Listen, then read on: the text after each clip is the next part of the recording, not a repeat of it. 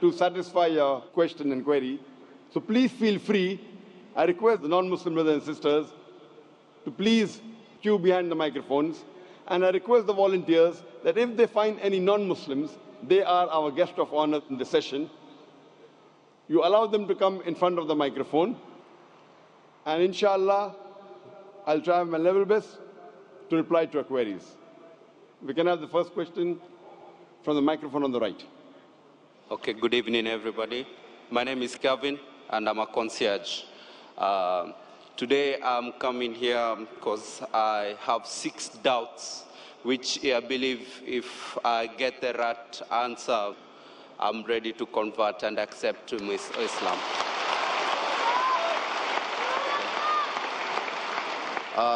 To start with, on my first question, is that how do I know that Islam is the right way to worship? And I will follow that question with the second question, which goes like, how do I know that the message I'm conveying is going to God? Okay? And my third question, since Dr. Zaki, I've been listening to you before, you have said before and you have preached that there's no way you can go to heaven without strictly abiding to the commandments that were given to Moses. In the present world and challenges with the media, with everything that comes along to our life in our present day, how do we abide to this law? And does God forgive you if you repeatedly make mistakes and repent? Brother wants to give in 2 parts. He wants to ask 6 questions. The first 3 questions, brother asked, that how do I know in Islam the worship is correct? It can be understood as how we worship in Islam, is that correct? Or it can mean that is Islam the correct religion? What do you mean? Do you want to know that the way you worship in Islam, is it the right way, or is Islam the correct religion of worship? The first question the brother asked, he wants to know how will he come to know that is Islam the correct religion we should follow? And the second part that is similar, that how will you come to know that Islam is the truth? Exactly. And the third that he said, at one of my speech, that J.S. peace be upon him, said that if you want to enter Jannah, you should keep all the commandments and follow all the laws mentioned in the Old Testament. How in this age can we follow all the laws of the Old Testament? I will try and club the first 2 questions together, that how do you know that Islam is the correct religion to worship? And how do you know that Islam is the truth? Islam comes from the word salam, which means peace. It is also derived from the Arabic word silm, which means to submit your will to God. Islam means peace acquired by submitting your will to Almighty God. And for any book to claim that it is a message from God, for any religion to prove that it is from Almighty God, this revelation, this book, this religion should stand the test of time. Previously, it was the age of miracles. And the glorious Quran is the miracle of miracles. Later on came the age of literature and poetry. Muslim and non-Muslim Arabic scholars alike, they claim the glorious Quran to be the best Arabic literature available on the face of the earth. But today, if a religious book says in a very poetic fashion, the world is flat, will a mortal man believe? But natural, no. Because today is the age of science and technology. So if we put this test of science and technology to all the religious scriptures that we have today of the different religions of the world, all of them fail the test except the Quran. And I've given a lecture on the topic Quran and modern science, compatible or incompatible. Time does not permit me to give a full lecture in this question and answer session. But I'd like to mention that Albert Einstein said, the famous physicist and the Nobel Prize winner, that science without religion is lame, and religion without science is blind. Let me remind you, the glorious Quran is not a book of science. S-C-I-E-N-C-E, but it's a book of signs, S-I-G-N-S. And there are more than 6,000 signs, more than 6,000 ayats in the glorious Quran, out of which more than 1,000 speak about science. Now, if you compare the scientific facts that we have come to know, we find that what science has discovered recently, maybe 50 years back, 100 years back, 200 years back, 400 years back, the glorious Quran has mentioned 1400 years ago. The Quran speaks about the creation of the universe in Surah Anbiya, chapter number 21, verse number 30. What the scientists discovered recently about the Big Bang. What they discovered 50 years back is mentioned in the Quran 1400 years ago. We came to know that the earth is spherical in 1577 when Sir Francis Drake sailed around the earth. The Quran says in Surah Naziyat, chapter number 79, verse number 30, that we have made the earth egg-shaped, wal arda ba'da zalika dahaha, referring to the egg of an ostrich, and we know the egg of an ostrich is geospherical in shape. We previously thought that the light of the moon was its own light. Recently we came to know 100 years back, 200 years back, 300 years back, that the light of the moon is reflected light, not its own light. This is mentioned in the Quran 14 years ago in Surah Furqan, chapter number 25, verse number 61. So who could have mentioned all these facts in the Quran which we came to know recently?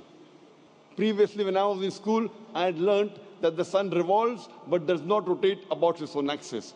Quran mentioned in Surah Anbiya, chapter 21, verse number 33, that the sun, besides revolving, it also rotates about its axis. Today, science has come to know that besides the sun revolving, it even rotates about its axis, which is mentioned in the Quran 14 years ago. In this way, the Quran speaks about botany, about biology, about zoology, about embryology, about genetics, all which we came to know recently in science, 50 years back, 100 years back, 300 years back, 500 years back. So if we put this test of science today to all the religious scriptures, the only religious scripture that passes this test is the glorious Quran. Today, science hasn't advanced so much that it knows everything. So I tell the people that if you analyze the Quran, we come to know approximately 80% what the Quran speaks about science. Today, science has confirmed it is 100% correct. There may be about 20% which is ambiguous, neither right, neither wrong. So my logic says when 80% is 100% correct, the balance 20%, inshallah, will also be correct. So it is a logical belief. There is not a single verse in the Quran which has been disproved by scientific fact. There may be hypotheses which may not agree with the Quran, but there is not a single verse in the Quran which is disproved by any scientific fact. So based on this, if we put this test to any scripture, the only religion, the only scripture that passes this test is Islam and Quran. I started the question and answer session by quoting a verse of the Quran from Surah Isra, chapter number 17, verse number 81, which says, وَقُلْ جَاءَ الْحَقُّ وَزَاقَ الْبَاطِلُ إِنَّ الْبَاطِلَ كَانَ زَهُوقًا.